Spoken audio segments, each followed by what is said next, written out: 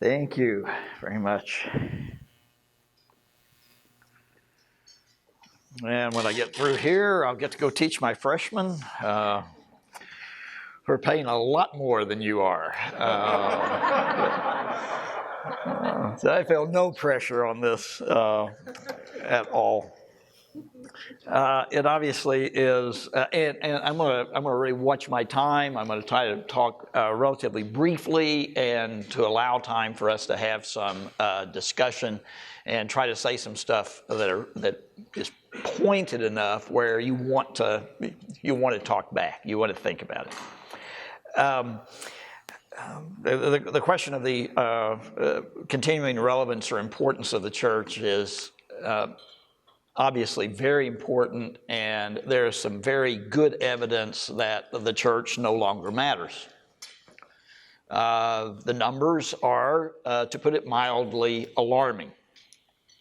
That the fastest growing group in America religiously are the nuns, and I'm not talking about the kind that wear a habit. The N-O-N-E-S. And the continuing decline of the percentage of people who are churchgoers, which is only one part of the issue. The other part of the issue is the people who are churchgoers don't go nearly as often as they used to. Have you noticed that? And you can kind of look at that kind of evidence and spend your life with 18 to 22-year-olds, as I do, who have serious questions about whether the church actually meets the needs and concerns of a contemporary world. But there is another side to that too, right? I'm just thinking that after the waters recede in Houston, after everybody's attention is directed someplace else, the people who will rebuild those communities are the churches, because they always are. And they won't ask people where they go to church. They won't ask people whether they believe in God. They'll just go in house after house after house. They'll rebuild them. That's what happened in New Orleans while the government was looking for the key to the van. Churches went in and rebuilt. And churches show up at the hospitals. Churches care for more people in this country than any other groups of people there is. And if churches disappeared tomorrow, stopped doing what they were doing, you would see a collapse that would just be stunning. And we need to tell that part of the story too. Does the church matter? It really matters. Okay, so what I'm going to do is give 3 or 4 challenges that I think are for the church if we're really going to matter. If we want to matter in the world the way we want to, here are the challenges. First of all, the church has got to be the place in our communities that consistently speaks for ethics. We have to be the people who don't just ask what works, we have to be the people who ask what's right. And we cannot just talk about those issues that have to do with things that happen below the waist. I am not unconcerned with sexual ethics, I'm really not, but those are not the only ethical issues that are in front of us. And I do not know of any other place in our society that can as consistently and persistently ask the question, is this right? Second, if the church is going to matter, we have to be the church of Jesus Christ. And it seems to me we've gotten a little confused about that. We need to make clear without apology that we do what we do because Christ died for all. And we are the people who are in the culture proclaiming the gospel of Jesus Christ. I don't know, is it too much of a 60s thing for me to think, what I'd really want people to say about the church is, man, those are the Jesus people. Yeah, okay. Some of you are not old enough to remember the Jesus people, and some of you are too old to remember the Jesus people. But when people think about churches, it is very important that they think about Jesus first. These are the people who take seriously the crucified Messiah. And as I've gotten older, I have turned towards grounding more and more of my preaching. I know a lot of you are ministers here.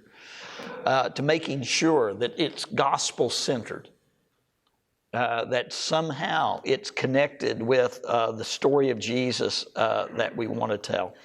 And I'm showing my biases. That won't make us less relevant. That'll make us more relevant. That's the one thing we have to say that not everybody else is saying.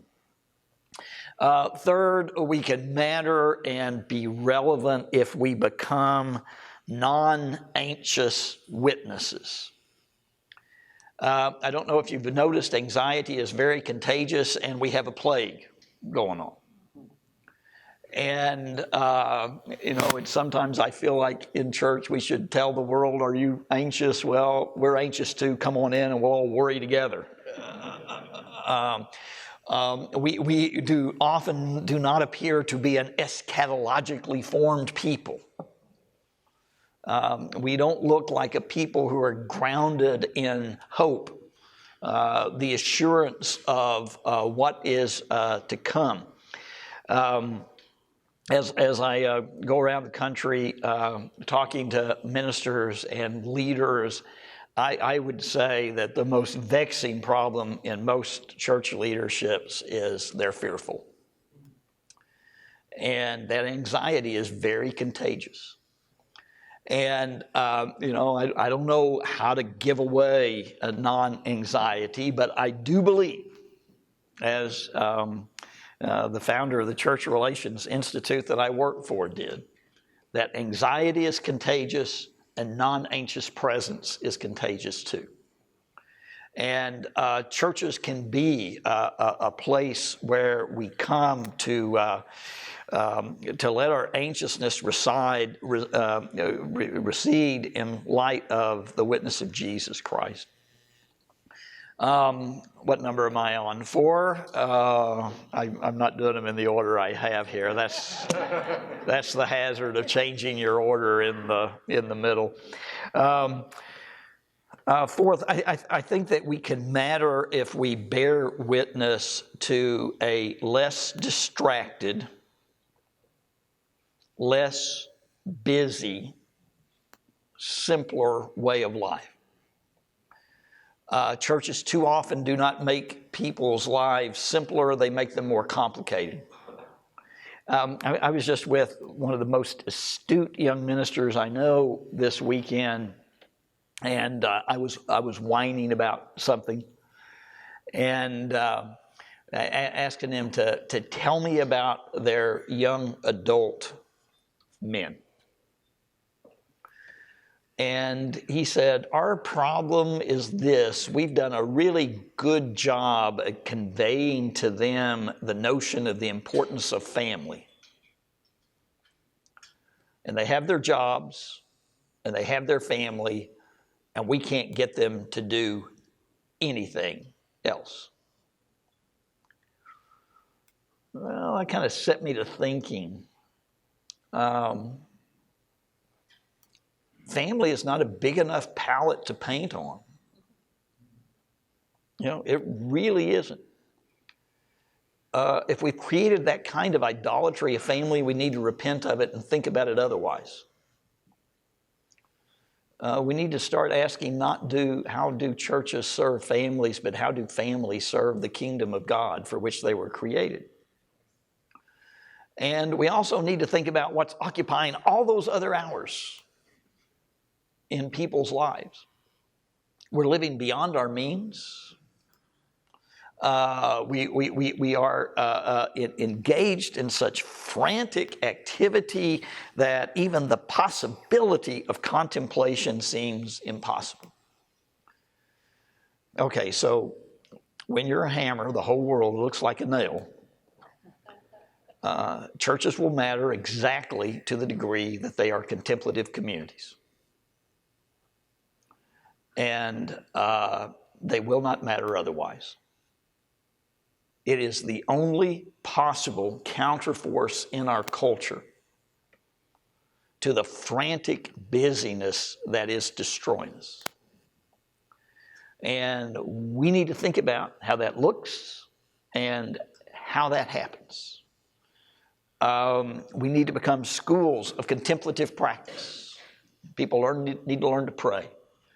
People need to be quiet. People need to learn to turn off the media.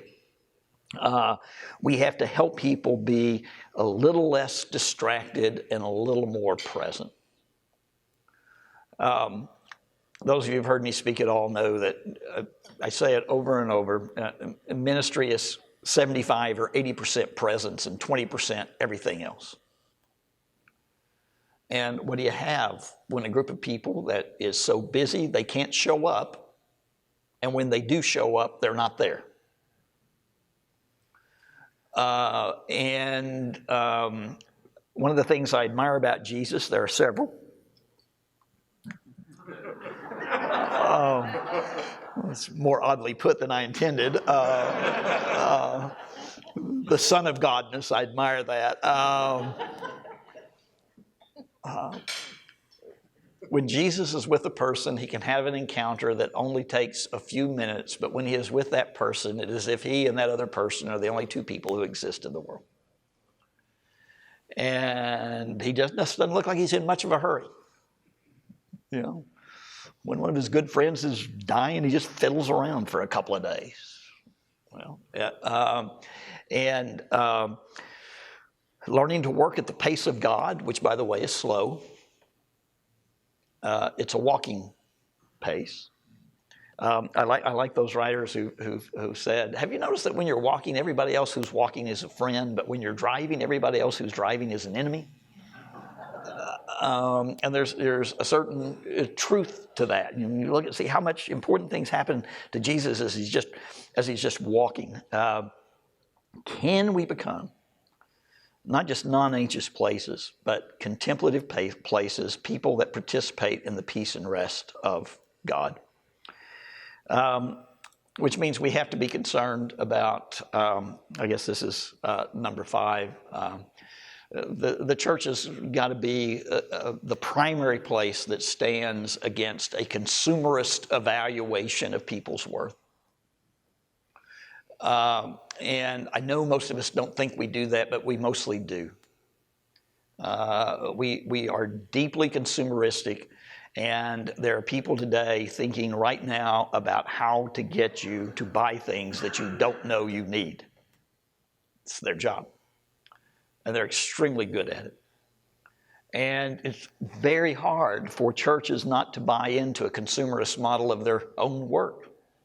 You know, I want you to come and participate in this, and I find myself using models that are more consumerist than gospel-ish. That means that many of us need to find ways to simplify our lives, not just in terms of our impossible schedules, but in terms of the manner in which we live. And we need to have big-hearted discussions about what a disciple of Jesus looks like in a land of extravagant prosperity. And I'm not answering those questions, but I'm just saying we better be asking them. Those are the questions that the people of God ask. And I never know where to put this one in or not, but I'm going to.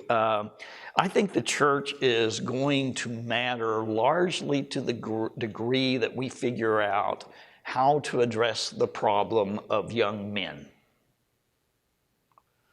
At the moment we have a problem, in 25 years, we are going to have a full-blown crisis.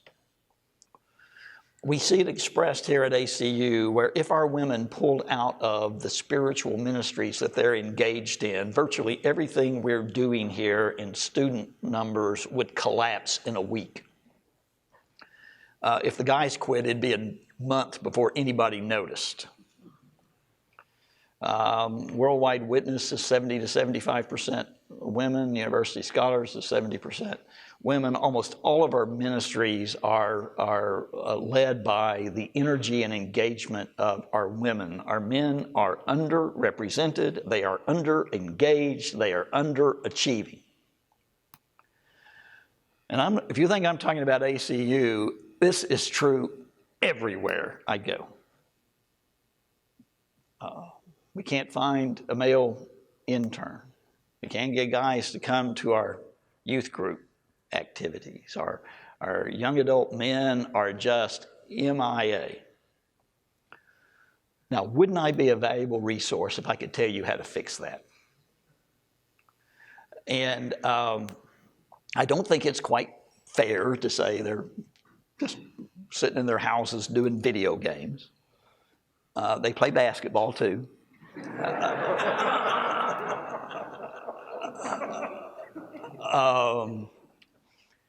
And I always have to be clear in these situations. If you think I'm talking about the disempowering of women, you're not hearing me, because we can't do anything if they quit on us. But we got to think about what's happened here. And it does not appear to me to be just a church problem. It appears to be a broader cultural problem that the church has got to find a way to address. We've got to think about how we create a powerful vision of following Jesus that will appeal to men and women, old people and young people, but young men are jumping off ship. And if we're going to have the kind of influence in culture that we want to have, then we need to have serious conversations about that. When I do a little speech like this and I'm getting ready to quit, so we can have some discussion, do we have enough to talk about? Okay, I think you got a few things out there. I always like to remind people of what Paul calls the church in Corinth. He calls it the church of God in Corinth, which I think is very generous on his part. And, it is a reminder that we have good days and bad days in church. We have good decades and bad decades. We've even had some good and bad centuries. But it's still the church of God. And the church is God's plan. What Jesus Christ gave us was the church, the church of Jesus Christ. And, I joked with some of you, or, you have people come to a lecture on does the church matter, and, half your audience is hoping you say no so they can quit. But that's not you, right? We got the ministers here, and you're the church of God. Wherever you are, whatever you're struggling with, you're the church of God, and the Spirit dwells in His church, and God works through His church, and He works through our best efforts, and lo and behold, miracle of miracles, He works through our worst ones too. Our challenges are a little different than they've been at other times, but we're the church of God. Does that matter? Oh yeah, that matters. That matters beyond weight to eternity. That matters very much. Thank you.